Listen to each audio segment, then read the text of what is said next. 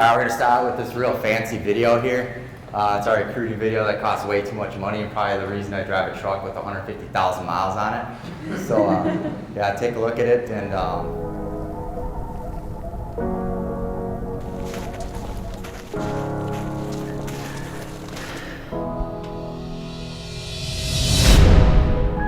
I came from Thailand. I was born in a refugee camp. And I've been a Wisconsin Conservation Warden since 2016. The importance of being a law enforcement officer as a minority is you can bridge that gap between two communities. My best day as a warden would be knowing that I made a difference. We're at a turning point in our history right now where we can make a difference in the future. Nothing lasts forever if you don't take care of it. And that's why I became a Wisconsin Conservation Warden.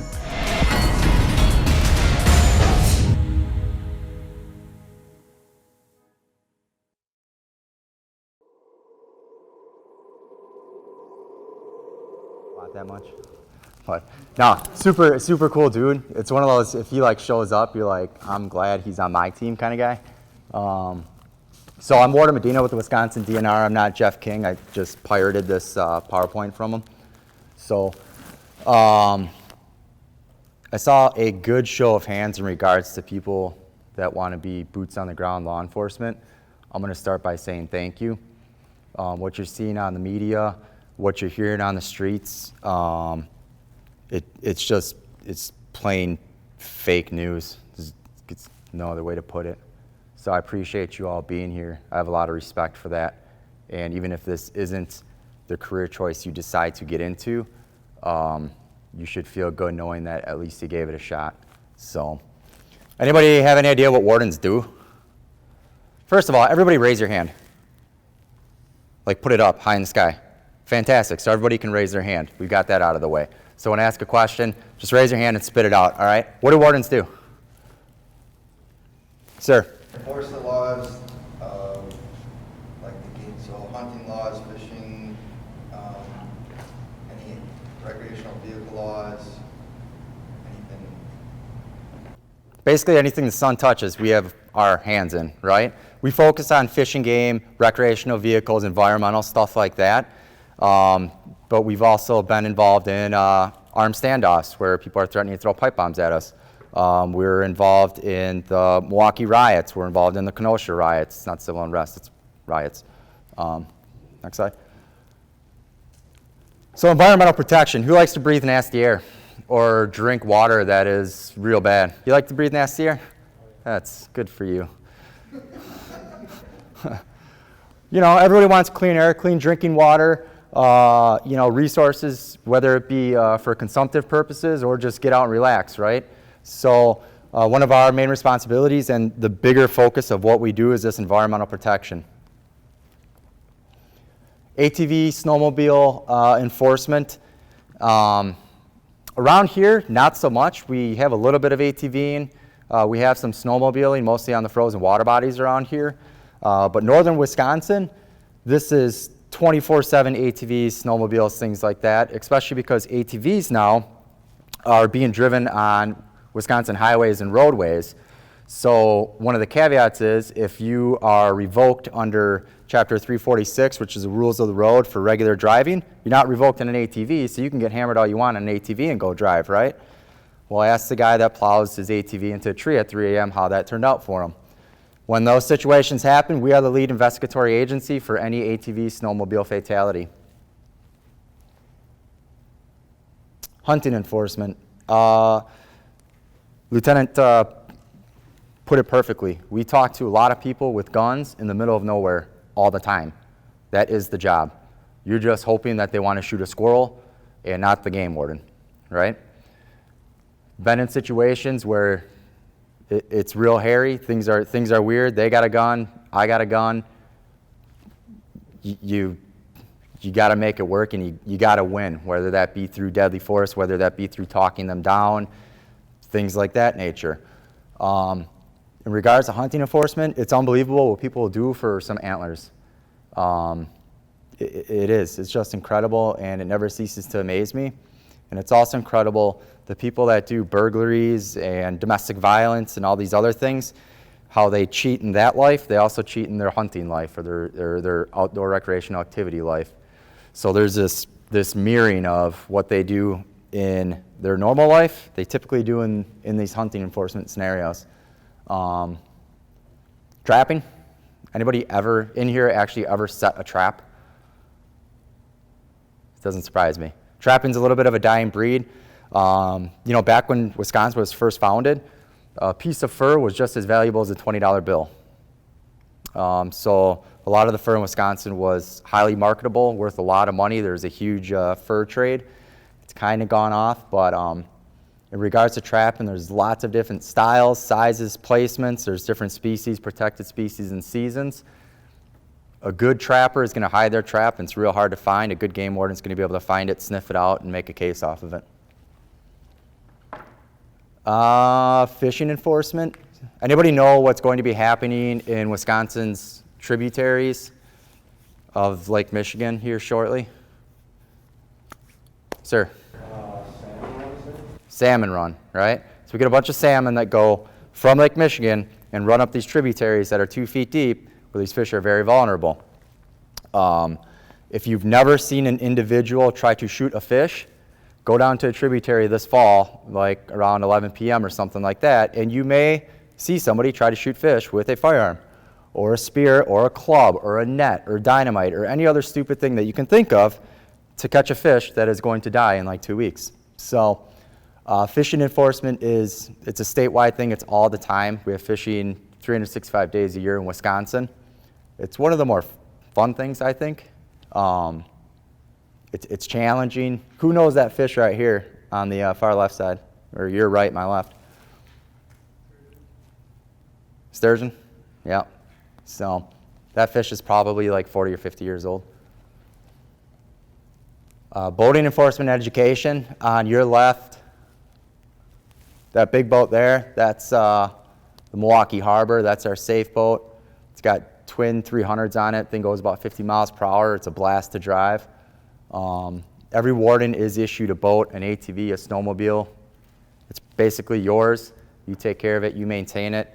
No other warden is really going to use it. But boating enforcement around here in Waukesha County, very busy.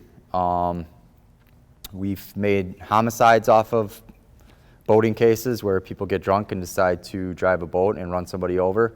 It's a bad day. We have swimmers that go under, never come up. And then you just have your routine patrols. Pewaukee Lake, for instance, very busy lake. Okauchee Lake, very busy lake. A lot of alcohol, a lot of drugs involved. So, you know, boating enforcement around here is the majority of the summer. This is the kissing bunnies and hugging fawns type thing, the wildlife rehab stuff.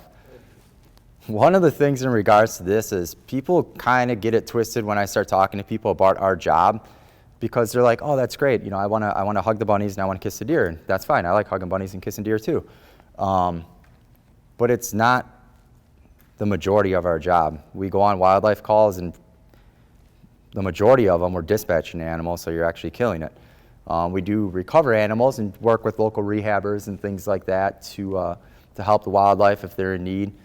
And it is pretty cool. I mean, what other job do you get to catch America's bird, a bald eagle, and hold that up and be like, yeah, I got an eagle in my hands.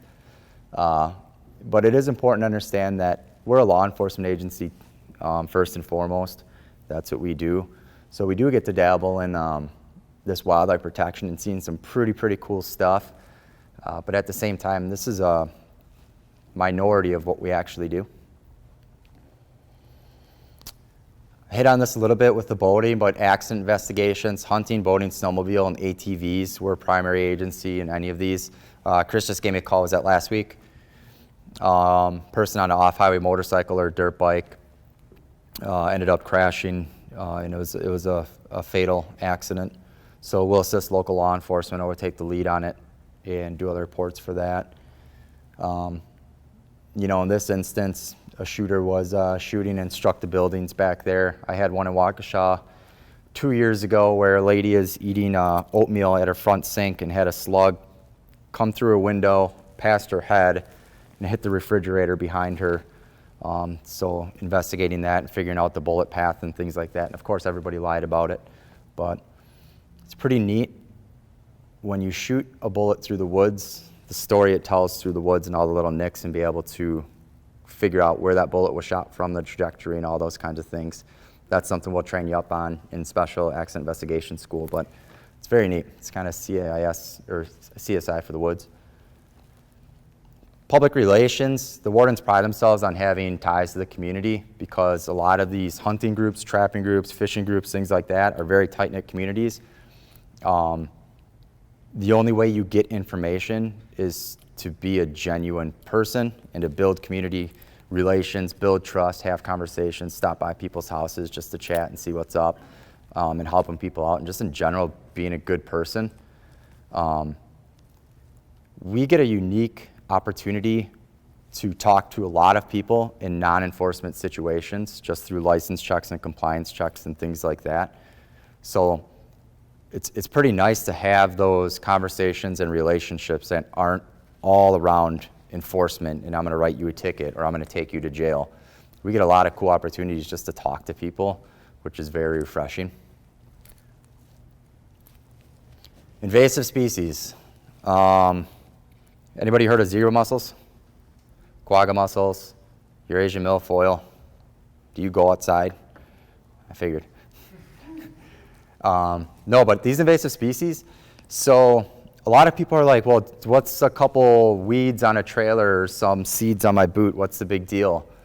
Zebra and quagga mussels in the Great Lakes cost We Energies, what I last heard was about $5 to $7 million a year for them to clean out their intakes of these zebra and quagga mussels. Now, do you think that We Energies pays for that out of their profit, or do you think that they charge all of us for that cleaning service? All right, so it's reflected on our energy bills. Might be a buck or two, but hey, I like a buck or two. That's a Milky Way and a Mountain Dew. So, we take this pretty seriously. We'll write tickets for this kind of stuff, this invasive species control. But a lot of it goes back to that public relations and informing the communities about, hey, this stuff's no good, we got to get rid of it. The state parks and forest enforcement is something we've recently taken on. So we had 130, 140 sworn park rangers, which the department eliminated, and then our warden force took over the responsibilities of those 150 individuals, and we really haven't hired many more people to take on those responsibilities. So when working in the state parks and forests, it is more traditional law enforcement. Around here, it's a little bit different because the Kettle Moraine Southern Forest is huge. There's a lot of recreational activities going on. But we're responding to domestics, drug stops, vehicle pursuits and standoffs on 67, underage drinking, disorderly conducts, everything that your traditional copper is going to get involved with. So it's a nice dichotomy of we have the opportunity to do our traditional hook and bullet game warden stuff, and then we have the opportunity to do traditional law enforcement activities in the state forest. We have our mission ready teams. We have tactical flight officers. I don't know what's so tactical about flying the plane, but they fly planes for us. ROVE is robotic operated vehicle. That is a little machine that we send underwater to find objects. Most of the objects are dead bodies. The thing about that, the kicker about that opportunity to retrieve somebody's loved one, if you put yourself in their situation, right? I know most of you probably don't have children, but if you do, think about that. If you don't, think about a brother, sister, mom, or dad, or something like that, where something tragic happens to them and they're on the bottom of the lake. The only thing that you want is to retrieve your loved ones. We get the unique opportunity to do that and bring and reunite families after tragic events, which is gratifying and difficult at times. We have a tactical boat operators team. We have the statewide TAC team. I'm on the statewide TAC team. We were involved in the Milwaukee unrest. We're involved right now. The team's out with the POTUS detail, things like that. So get a lot of call outs for that. And then we have a dignitary protection team that primarily goes with the Natural Resource Board. I'm flying through this because do you guys, like, guys and gals, pretty much stare at screens all day long? Like, is this just PowerPoint, hammer, hammer, hammer? I'm going to get through this pretty quick, and then we're just going to literally have a discussion about law enforcement. All right? Yeah. So with warden recruitment, go online. We have a warden recruiting page. You can check it out. It has all the details in regards to our process. I'm not going to hammer you with the minimum requirements because they're just that, minimums. Don't be a minimum. You're not going to get a job. Do something above and beyond what's required. Look to the left of you, look to the right of you, and say, hey, I've done this, this, and this. This is why I'm going to get the job. You haven't done it. You haven't put in the time. So do better than minimum requirements. Any questions about what we do? Sir? What's your guys' actual, like, schedule? Our schedule Do you have, like, is, set, or do you just have to work like 40 hours a week? Or? it's basically work 40 hours a week. It's dependent on what the season is and what kind of calls you're working and things like that. I can basically put myself on duty and off duty at any time, given that I'm actually doing work. We have the take-home squads, same thing as the troopers. You turn the key, you pull out a driveway, you're getting paid. But after this, I could go home, flex off for 4 hours, and then work the evening for 4 hours if I want. So extremely, extremely flexible, which makes the job very nice. Sir? Can you also choose like where you want to work? So like the first day you might go to the forest, the next day you take out a boat, go into the harbor, it doesn't matter. Yes. So the question is, what do you do in the day in regards to assignment, right? I get to do what I want to do and as I see fit. I don't have a dispatcher or a lieutenant or a sergeant chirping in my ear telling me what to do day in and day out. The warden force is incredibly independent. I would say that your warden in another department, on average, in regards to responsibilities, probably has responsibilities of a sergeant or lieutenant with what we do. We're our own dispatchers, we're our own field guys or gal, we're our own investigators, we're our own accident investigation. You make a case, you keep the case, you do it all. So when you go 1041, start a tour, you do as you see fit. Head up, sir. Thank you.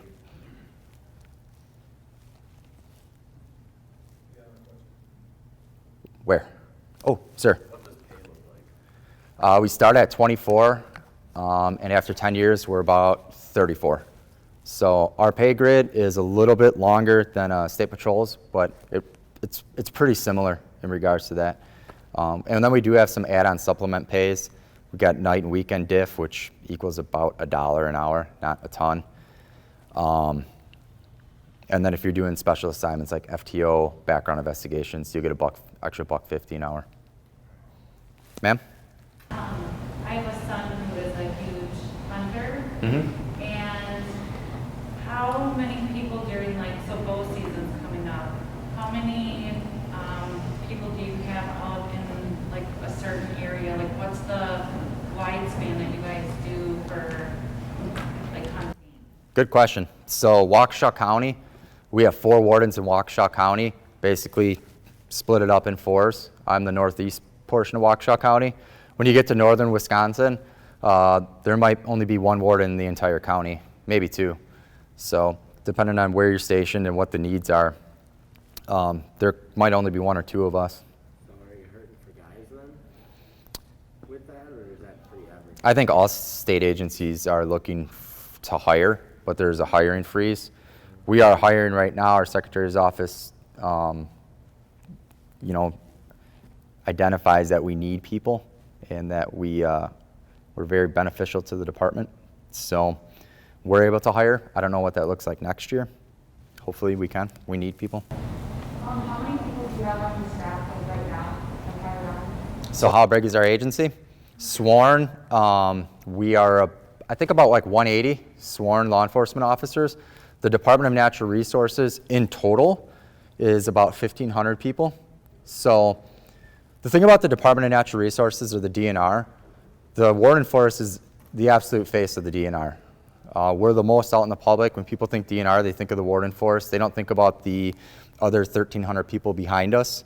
We work cooperatively with them, but at the same time, we kind of have our own little niche, obviously. Sir? When you say the other 1,300 people behind you, do you mean like what are you talking about? Yeah, so that goes all the way from customer service staff to air management specialists to water management specialists to solid waste, haz waste management folks. It runs the whole gamut of these internal programs that kind of have an expertise in these little niches of environmental aspects. We'll use them cooperatively in like bigger investigations. Like I have a asbestos thing going on. Everybody know what asbestos is? Breathing in gives you cancer, not very good.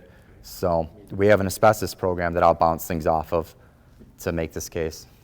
Why did you want to become a warden? Good question. Because I wanted to bring evil to its knees. No. You know, I didn't at first. I wanted to get into the medical field. I worked in the basement of a hospital, and it was terrible. My brother was like, hey, the wardens are hiring. I did a ride-along, and I've always been interested in hunting and fishing and things like that and being outside.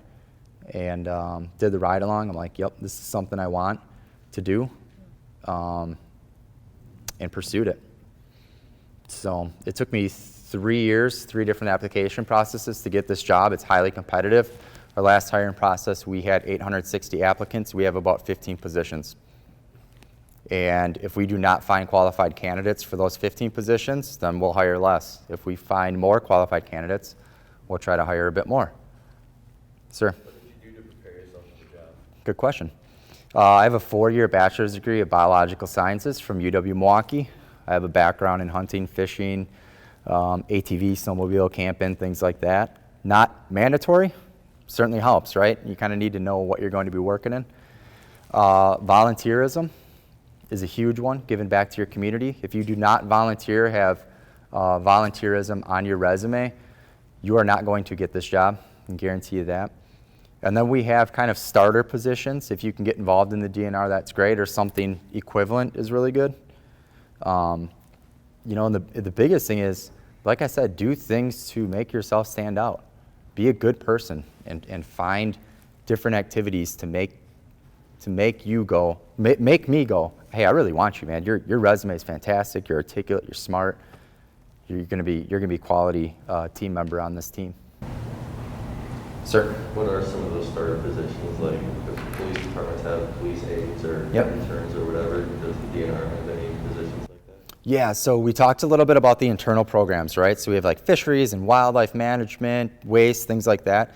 They typically have like starter LTE or limited term employment opportunities. And we also have a kind of a deputy warden program or a LTE conservation warden program where you go through the exact same training as a full-time warden. You're just not full-time, if that makes sense. Fantastic opportunity. That's a credentialed position. You're a credentialed law enforcement officer. But I would encourage you to take a look at the website, the entire department, look at some of those positions, see if any are available. Ma'am? What are some of the benefits of becoming a warden? Can you say that one more time, please? The benefits. The benefits in regards to like personal benefits or what my employer gives me? Both? Okay. Personally, I talk to my lieutenant probably once a week. I'm highly independent. I get a take-home squad. I can flex on, flex off, and I've seen some of the coolest stuff that you can imagine. I work with a fantastic team of individuals, not only in the DNR, but in the law enforcement community as a whole. If you were down in Kenosha, I'm getting goosebumps now thinking about the men and women, arm in arm, you know, shoulder to shoulder, holding the line. It's incredible. And, you know, find me another job that, you know, I get knocked down on my knee. I'm going to have 10 people I've never met get in front of me in harm's way to pick me back up. Not going to find that in many other places, right? My employer gives me a truck. They give me a boat. They give me an ATV. They give me a snowmobile.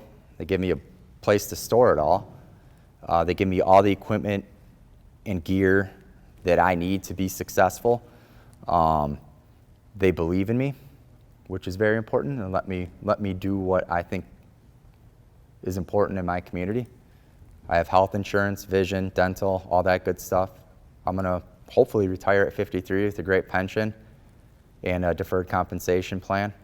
I talked to some of the guys and gals retiring now. They're going to make more money in retirement than they were when they were on the job. That's how successful our retirement program is. you know, I have children, I have a wife, I get to flex on and flex off and be there for them. Granted, I mean, I do have call outs and things like that I miss things, but I'm very appreciative of where I'm at, what my department does for me, and then what I do for my department. Sir? We talked about hunting already in the Northwoods, some of the national forests, the federal game wardens. Do you guys work hand in hand with them? So the question is, there's federal forests in northern Wisconsin, some pretty big ones, one of them being the Schwamagon Forest. Do we work hand in hand with the federal law enforcement entities? Absolutely we do. There's not many of them. So we do work with them. We will work hand in hand. We'll work cooperatively with any agency. Basically any state agency, we exist to assist. We really do. So we're helping local agencies in whatever they need help with. Those forests are humongous. There's lots of weird things that happens in that forest, and you want to talk about isolated. There's no cell phone reception, and you're 10 miles from an actual paved surface. So yes, we'll work with the feds. You guys work with like the Coast Guard on like Lake Michigan? Yeah, we work cooperatively with the Coast Guard, especially out of Milwaukee. So Milwaukee has a Coast Guard station. I don't really know what they call it, anything like that. But yes, we work cooperatively with the Coast Guard, especially out there in any federally controlled water bodies, those big bodies of water. They have some great resources and assets that we'll tap into. Sir? What do you carry on your vest? Is it anything different than a police officer? No, not really. So my vest right now, I'm outfitted with my my radio, body cam, 2 mags, tourniquet, handcuffs. I'm working on a flashlight holder. This is actually a relatively new kit that I just got. Handgun, taser, extra taser cartridge, Narcan. Then I have some chest seals and some medical equipment stashed inside of here. And then soft body armor with a hard plate in here. No, it's pretty, it is equivalent to basically probably any other law enforcement agency's kit or what they got going on. So is the hiring process pretty similar with psych evals and, you know, background checks and all that? Yeah, so the question is, what's the hiring process like, right? We have psychs, we have backgrounds. Our hiring process is pretty long. It takes about 6 months or so. It'll start with the application and resume process. We'll screen that, take about 200 people or so, pass them through. And then we will go on to interviews. After the interviews, we'll weed that down, start a background investigation. How many of you have participated in a background investigation? How was it? You don't need to raise your hand. How was it? Long, right? Good, good, okay. In regards to background investigations, you will be successful discussing your failures and being forthright about it. You will not be successful if you try to hide your failures or mistakes. I can promise you that. Typically, when we see people disqualified for backgrounds, it's not the content of the background. It's because there was an omission or perceived omission about something. So it isn't about the actual something, it's that you didn't tell us about the something. Does that make sense? In regards to background investigations, be honest and put everything down there. Chances are we're gonna find it. Our background investigations are insanely thorough, and that's for any law enforcement agency. Be honest. If you made a mistake, own up to it. You're gonna be okay. If you lie about it, you probably just threw your entire career down the drain because you're going to fail your background, and then the next job you go for, you're going to have to indicate that you failed the background, okay? So just be honest, forthright, forthcoming.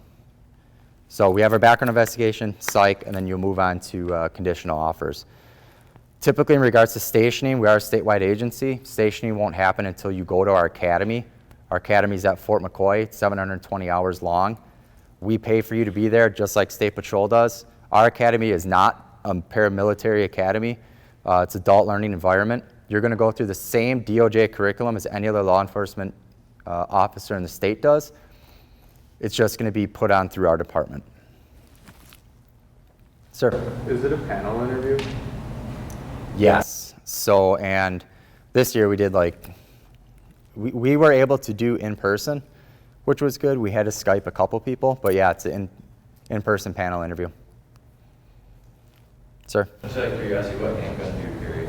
It's a Glock, 17.9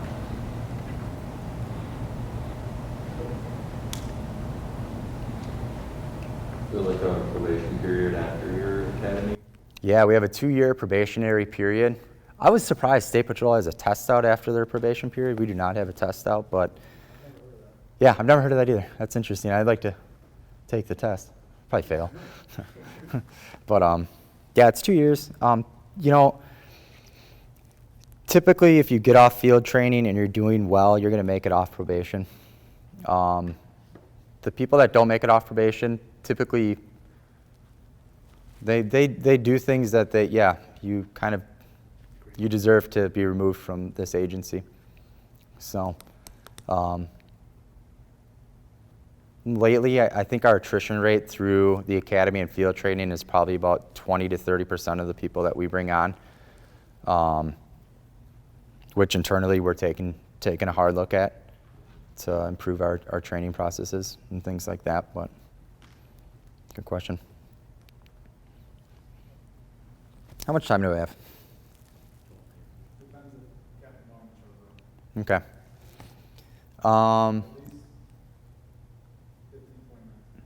Okay.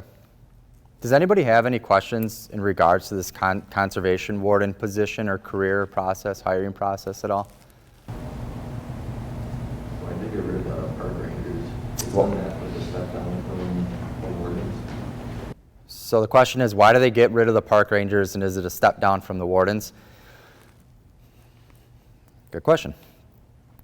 So when Governor Scott Walker was in office and we had Secretary Stepp, they decided that they were going to consolidate law enforcement entities with the rangers and the wardens and make them into one unit. And what ended up happening was, through this entire realignment process, we didn't really combine. They just got rid of the rangers and tasked the wardens. The rangers were given an opportunity to compete to become conservation wardens. Some were successful, the vast majority were not. So we have some rangers that came over to the warden force, but the warden force is and was much more law enforcement minded than the ranger force. They did a lot of maintenance things and things like that. So it's not lesser or greater, it's different responsibilities in what we were doing, but trying to consolidate and have one unified law enforcement entity in the Wisconsin Department of Natural Resources. Good question. Anything else in regards to the conservation warden position? Fantastic. So I think I have a little bit of time.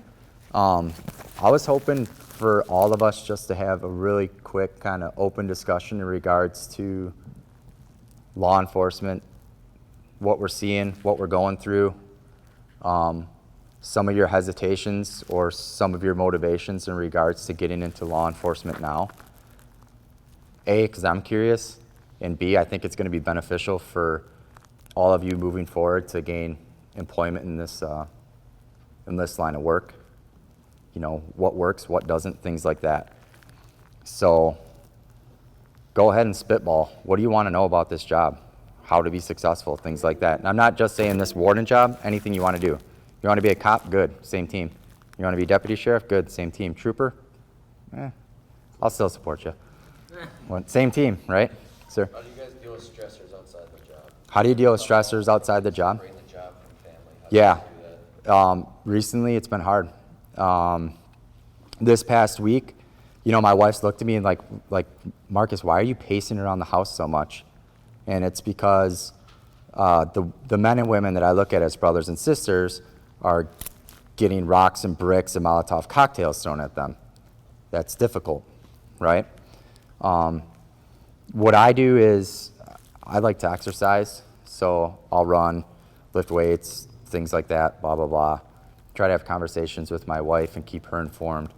You know, but one of the things we also have is, you know, counseling and we have a peer support group within our agency. So to have conversations and things like that. There's this facade that, you know, if you're a cop or whatever you are, you got to be like big, tough, things don't hurt me. Things hurt.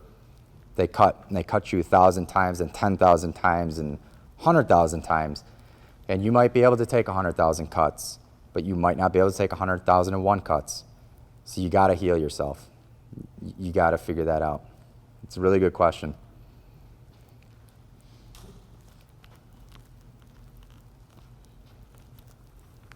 Ma'am? What do you think about everything that's like going down in like Kenosha right now?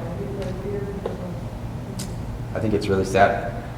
Do you think like officers are like trying to handle everything well? I couldn't hear you. What was that? Do you think the officers down there are handling everything well? Or Handling it well in regards to just the officer, or handling the unrest and the rioting? Okay, good question.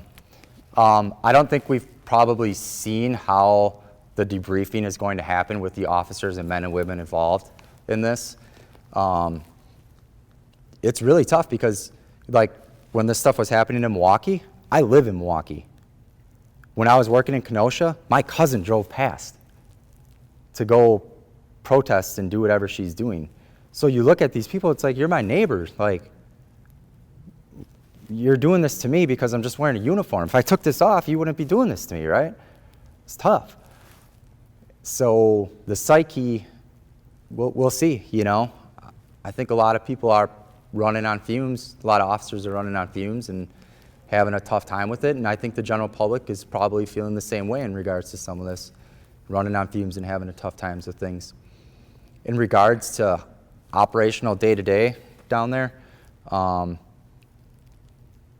the most rewarding thing is when you talk to the community, the actual community members there, and they're seeing their stores and their apartments getting burned and ripped and blown up. They're like, we want you here. We need more law enforcement. We don't want this in our community. Yeah, there's some things that need fixing, and both sides can agree on that. But blowing up buildings and starting fires and doing all this, they don't want it, we don't want it. None of us want to see that, you know? So overall, it's hard to say, yeah. I think law enforcement's doing everything we can. We could probably do more. But really, it's going to take the public's help, too. You're going to have to build some bridges. Good question. Sir? What advice would you give to someone who maybe has a fear that they do want to go work on the road? They have the fear of not being able to do their job as how they were trained, even if they're following policy, procedure, force being an option, but ending up in the media or the limelight for a unfortunate situation where they have to use force. What if, you know, what kind of advice would you give to someone who works in a very diverse neighborhood or department? Mm-hmm. My advice would be, if you're having fear, good. Channel that fear into productive training and productive conversations. Put yourself in uncomfortable situations and scenarios in training to mimic those stressors in that environment you're going to be in on the road, so that when it happens on the road, you've been there and you've dealt with it, and you have the confidence, expertise, and training to fight through that and to deal with the situation at hand. There's always fear. You just can't let it black you out.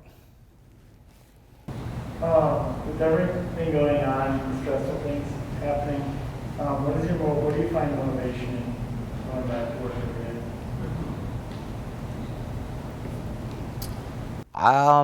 Yeah, that's a good question. I guess some of mine is looking at the men and women that I work with and not wanting to let them down, not wanting to let myself down, not wanting to let the team down. And when I say team, the entire law enforcement community. And then it goes back to this young lady's question in regards to the civil unrest and the rioting and things like that. When you're having these conversations with these residents who really, really believe in what you do and are supporting you, and the destruction's happening in their backyard, I put myself in that situation. Like I said, in Milwaukee, I live in Milwaukee. The places that are getting burned down, I've visited. I've been there, you know. I put myself in their shoes and go, what would I want?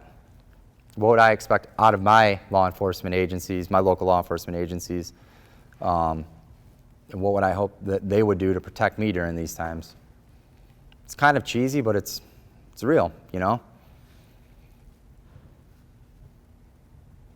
Sir? There was a self-defense case that happened, I think it was just a little under a week ago. His name was like Kyle something, and it happened with a rifle. Do you know anything about that? I want to say it was in Kenosha, but it could have been some other place. I know what you know. Okay. I don't know. I saw some videos of it, and Yeah.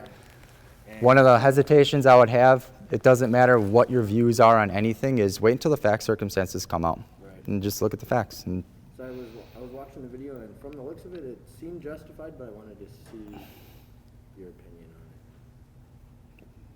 there's You know, not even can't remember. close to the amount of information that goes in that entire situation to even start to develop any sort of, opinion at all. You can watch clips and ascertain some information from that, but until their investigations come out, there's so much more information that, Which is good for him, I think, because the whole thing was on video, and it was a pretty decent video too, so. yeah, yep, there's a lot of video of it. That's good. Regardless of what happens with that, though, still unfortunate. Two people died, one was seriously injured. Is that what it was? Okay. Still unfortunate. Is there ever a point where you feel like you regret taking this job? So the question is there ever a time where I regret taking this job? No.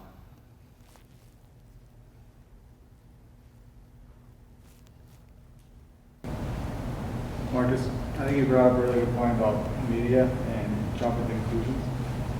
Since you have some firsthand experience down there in Milwaukee, can you talk about some of the stuff that isn't talked about in the news that you guys are seeing down there that would kind of drive the narrative the other way? Yeah. So,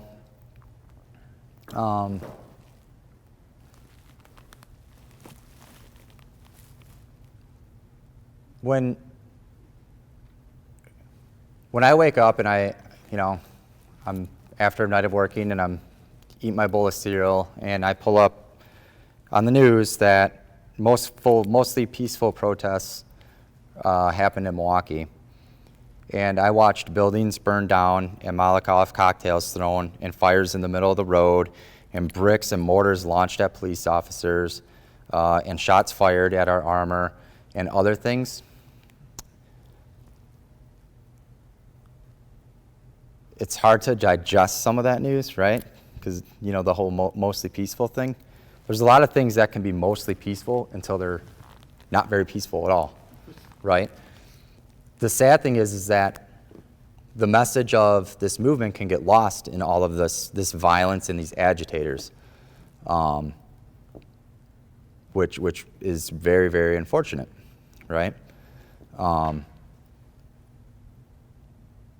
So it's kind of difficult to see this very small group of people go and destroy an entire city when the majority of people are really just trying to sincerely, peacefully protest and do what I'm kind of tasked to protect them to do, right? Have First Amendment rights to speak their minds, which is good.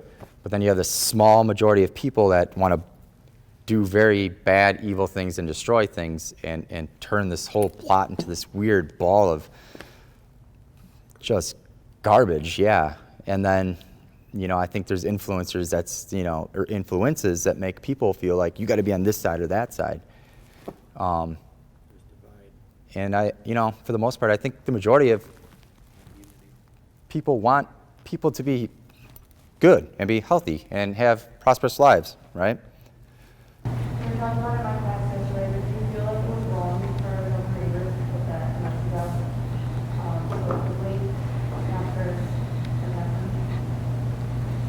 I don't have a comment on what Governor Evers did.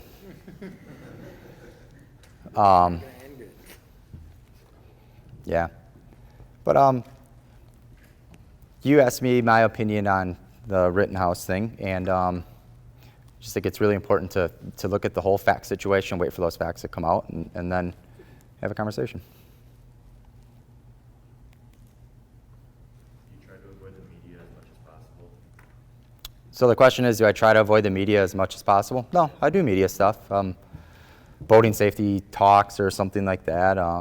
I've had them ride along with me while I'm on the lakes. No, I don't avoid the media at all, but you just got to be careful what you say and what you do, because the last thing you want to do is to say something or do something very inflammatory that's going to put others in harm's way, whether it be others wearing uniforms or just the general public. Ma'am? What's the hardest thing about my job? That's a good question. I think it's just the unknown and knowing it's like the Vince Lombardi, we're going to pursue perfection even though we're never going to achieve it. That's the same thing with this job, or really any other law enforcement job, is you just never know what you're going to run into. And you think you know something, and then the next day you run into something and realize, man, I don't know what I don't know anymore. It's just this forever changing thing that you're never going to master. That's the hardest part, but it's also the part that I enjoy. Sir? Do you think it's like hard to separate like what you do at your job and like not to bring that home to your family? So work-life balance is kind of what you're getting at? Yeah. Absolutely. It's very hard. When you look at law enforcement, suicide rates, divorce rates, they're ridiculous, right?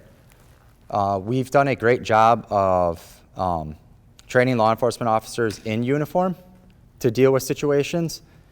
We're just now starting to get over the stigma of me big bad cop, me can handle everything, and having programs for off the job when you're at home with your family, how to deal with things. Because that's very real. It's very real, and it's hard. It is hard to deal with. We're doing better. There's work to be done there for sure. The biggest thing that I can advocate to everybody, all my future law enforcement officers, or even just people, everybody in here, if you see somebody that's going through a hard time, help them out. Have the conversation. Ma'am? Are your kids old enough to like understand what you do? Yeah, so I have a 13, 5, and 3-year-old. So they understand it all at their very different levels, right? So my 13-year-old understands it actually, a lot higher cognitive capacity than my little guys, right? So I have to have conversations with him and kind of let him speak freely, though, My little guys kind of understand what I do. Daddy gets the bad guys kind of deal,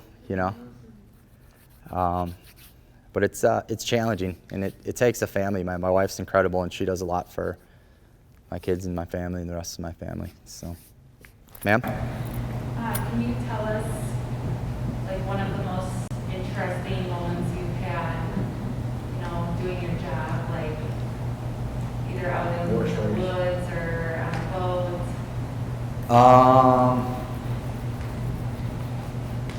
Starting the biggest haul of 2019. Yeah. So the coolest thing, just like the game warden aspect of things, my favorite part is it's not just one moment, it's the accumulation of, I might be walking somewhere or doing something kind of like secret squirrel investigating some hunting complaint or something like that. And, I might see like a big buck just in a field, or, some turkeys run past, or a couple owls or something like that. And knowing that I'm the only person that's going to see this at this time and be able to take that home is pretty cool. It's not really just one thing, it's just it's accumulation of kind of a lot of neat things. I mean, walking or driving in the Milwaukee Harbor at night on that big old boat, being right underneath the Summerfest fireworks as they're going off, being involved in a standoff. It's kind of lots of like different aspects and cool things that I've been able to see and do. It's not just one thing. It's kind of a culmination of all these different events. Sir? What's the most stressful situation you've ever been in? The most stressful situation I've ever been involved with? Yeah, I don't really know. That's a good question. I would say the most stressful event is the event that you're involved in currently. But looking back at all the historical events, does everybody know about this standoff that I keep referring to on 67 in the I? Okay, so the dispatch side of it. So that was like a relatively stressful call, I'd say, you know. There's been some other like domestics and fights and things like that. Some of this new riding stuff is pretty scary. You know, still one of the things that really like gets me kind of is walking up on hunters when they have long guns or crossbows in the middle of the woods. I'm still kind of it always gets me going a little bit there. Yeah. But yeah. The most stressful moment is the moment you're currently in. How do you approach hunters? I'm kind of curious. Like, how do you approach hunters with long guns and stuff like that? Yeah, so during the hunting season, most people have a gun or a bow, right? So they have a dangerous weapon, deadly weapon, something that can inflict great bodily harm or death to my person, right? So I'm walking up to them in the middle of the woods, and they might not necessarily know who I am at first. But basically what I'll do is does everybody know the difference between cover and concealment? Concealment hides people. Cover stops things, right? In the woods, luckily, there's lots of cover in these things called trees. So I'm walking up, if you're hunting or something like that, I'm gonna grab some cover and I'm gonna announce, hey, State Game Warden, here to check a hunting license or here to address a complaint or an issue. I see you have a firearm in your possession. Keep the firearm pointing in a safe direction, unload it for me, come down from the tree stand, come out of the blind, leave your firearm where you are, and something like that. The problem though is that typically hunters also have knives, secondary weapons, or things that can also hurt you, right? So, yeah, it can be kind of that's no longer a rule. It can kind of be, you know, it can be a little hairy, but to tell you the truth, most people are very cooperative. The contacts go just fine, but you remember the ones that are a little weird, you know? You don't know them back. What's the most like common citation you were writing? The most common citation I write, it really depends what season. So fishing and boating, fishing without a license, short fish. Boating world is probably not having enough life jackets or PFDs or like boat lights or equipment malfunction, something like that. We're kind of like the troopers. For every one citation I write, I probably have given like 10 warnings. Give quite a few warnings. Hunting world, a lot of it's licensing issues or equipment issues. In the winter, pretty much fishing or ATV snowmobile violations, things like that. Good question. Did you have a question? Yeah, if something were to happen and you're in the woods with a person or whatever, how does backup work? Do you feel like they would be there and be able to find you quickly, or do you kind of feel like you're alone? So the question is, if I'm in the middle of the woods and something happens, how do we get backup, right? Well, I got Chris at WCC. So if something bad happens, I'm gonna get on my radio. I need help now. And they're gonna start sending me units.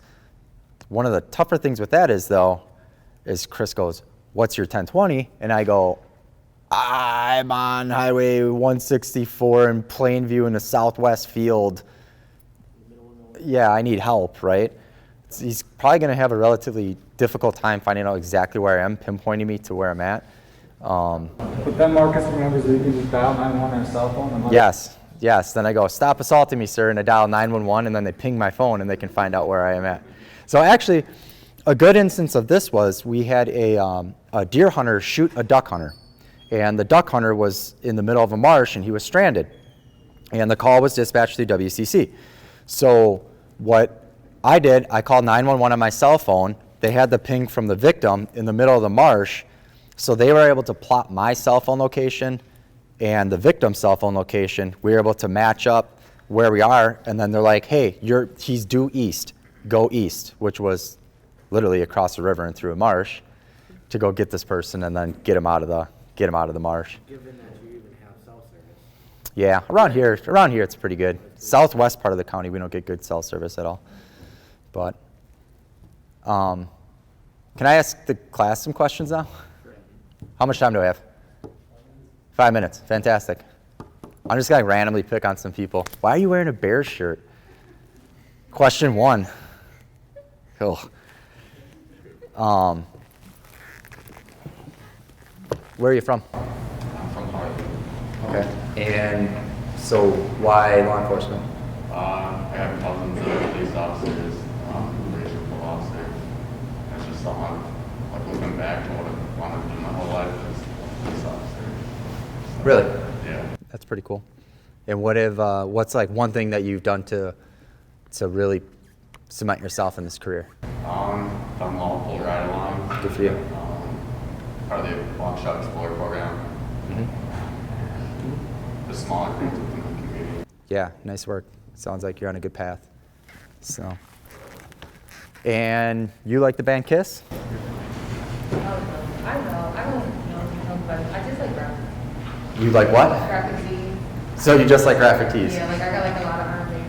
I just like graphic. So then, what kind of music do you listen to? Well, what's your favorite? My favorite artist right now, his name's Lil Baby. Little Baby? Is it a Little Baby? No, he's like, he's from Atlanta, but he's a rapper. He's one of my favorite artists. Pretty good though? Yeah. Okay. Pop Smoke. What's up? Pop Smoke. Pop Smoke?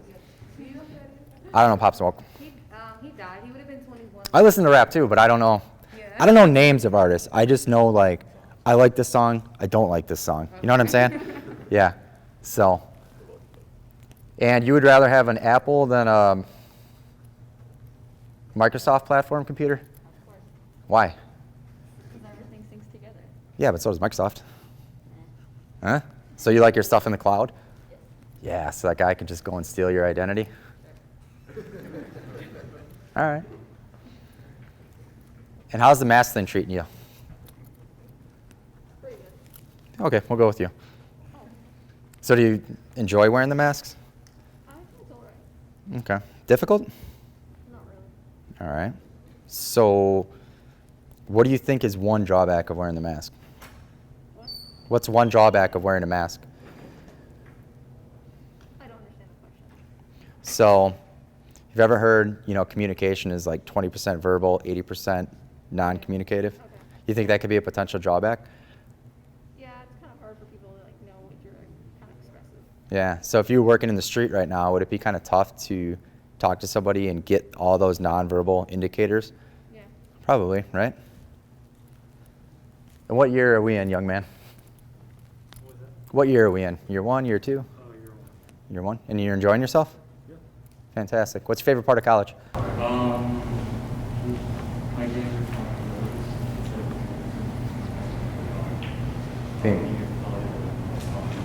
Yeah.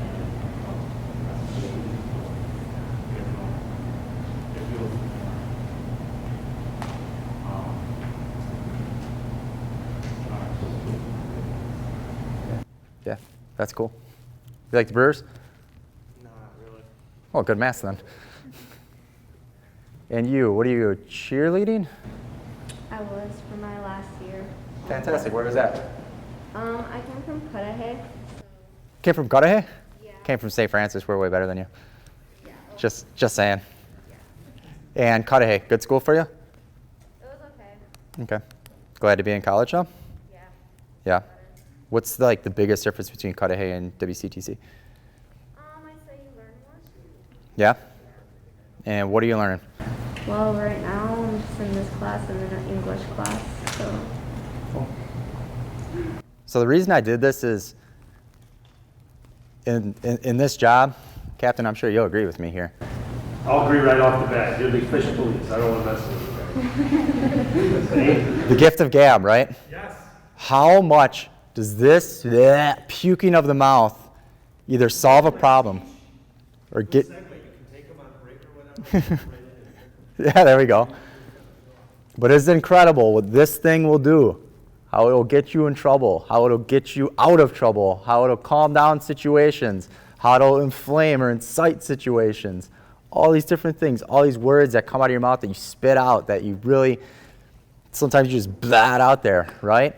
This hole in my face is going to resolve way more situations effectively than any of this junk on my vest or on my belt that you see, okay? If you want to be successful in this career, in this job field, start working on being a successful communicator. So however that is, I would suggest doing lots of public presentations, lots of public speaking, going and talk to random people and try to hold a 1-minute conversation, things like that. Because I'm assuming that when I called on each of you, there's probably a certain level of stress and anxiety that came for you to start talking, which can cloud your judgment, right? The way to get around that is keep putting yourself in that situation. Keep feeling that anxiety and that stress and then working through it and fighting through it. So, anybody else have any questions for me? Mark, so you doing ride-alongs yet with COVID or no? Yeah, kind of. So, yeah, well, we're kind of doing ride-alongs. We're kind of not. I think it is dependent on each situation. So, do you have my information? Okay, fire it off. And if you want to do a ride-along, give me a call. Feel free. Be happy to take you. So, if you want more information in regards to the warden career, you can check out our website or just Google Wisconsin DNR Warden recruitment. I didn't want to bore you with a ton of PowerPoints because I think big picture is a little bit more important right now. But I sincerely appreciate all of you considering this career. I hope you stick with it. If you don't, that's fine, no shame. But yeah, I appreciate all of you being here. So thank you. If you have any questions, Dr. Chris. So, thanks.